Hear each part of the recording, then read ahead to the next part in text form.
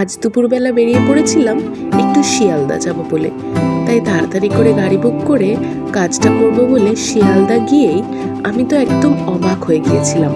Metro স্টেশনটা হওয়ার পর আমি একবারও আসিনি শিয়ালদা, তবে শিয়ালদার ভেতরটা দেখে আরও যেন অবাক হয়ে গিয়েছিলাম। যার সাথে কাজটা ছিল সেও চলে এসেছিল একদম সময় মতন।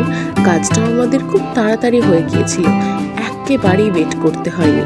তাই আমরা ট্রেন ধরে চলে যাচ্ছিলাম আরও একটা জায়গায়। কিন্তু এই দেখুন, শিয়ালদার ভেতরটা কিন্তু একদম পাল্টে গেছে। কত রকমের দোকান, কত কি! আমি তো অনেক দিন পর এলাম, সেই কলেজ যাওয়ার সময় আসতাম, এখন বোধহয় 2-3 বছর পরেই এলাম। কিন্তু দেখুন কত সুন্দর করে দিয়েছে ভেতরটা, অপূর্ব। অনেক রকমের দোকান ছিল। আমি তো থমকে দাঁড়িয়ে পড়েছিলাম এই শ্রীহরির দোকানটার কাছে, তবে ঢুকিনি, আর তাড়াহুড়ো ছিল তাই বেরিয়ে গিয়েছিলাম। এই বড় পাখাটা দেখে দাঁড়িয়ে একটুখানি হাওয়া খেয়ে নিলাম।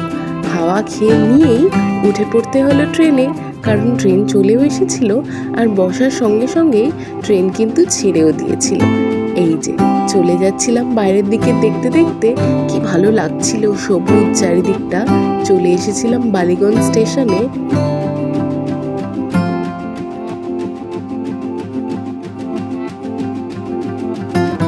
এই বাড়িটি হয়তো আপনারা অনেকেই চিনতে পারছেন, আমাদের বিখ্যাত ম্যাজিশিয়ান পিসি সরকারের বাড়ি, ইন্দ্রজাল। রাস্তাটা দিয়ে আমি কিন্তু অনেক দিন বাদে যাচ্ছিলাম, ভীষণ ভালো লাগছিল। ঢুকেছিলাম একটু ভারত সেবাশ্রমে, আমার সঙ্গে যিনি ছিলেন ওনার একটু দীক্ষার ব্যাপারে জানার ছিল। ভেতরটা এসে এত ভালো লাগছিল, মনটা একেবারে শান্ত হয়ে গিয়েছিল। আমি আর ভেতরে বেশি ক্লিপিংস নিইনি, কারণ এই যে জায়গাটা দেখছি এখানে ওই বাঁ দিকটায় সবাই বসে ধ্যান করছিলেন। তারপর আমরা চলে এসেছিলাম গড়িয়াহাটে, এসেছিলাম একটু কেএফসিতে।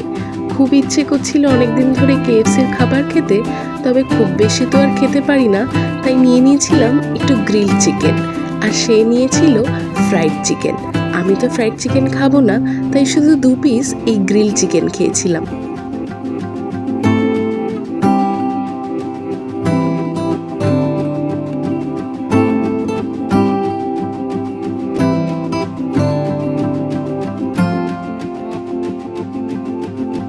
এখান থেকে একটু চেনেমাটির জিনিস নেওয়ার ছিল, তাই নিয়েও নিয়েছিলাম একটা।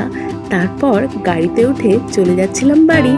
আর এই যে চাঁদটা দেখুন আজকে কি অপূর্ব লাগছে। আপনারা কিন্তু আমার চ্যানেলটা অবশ্যই সাবস্ক্রাইব করে দেবেন। টাটা।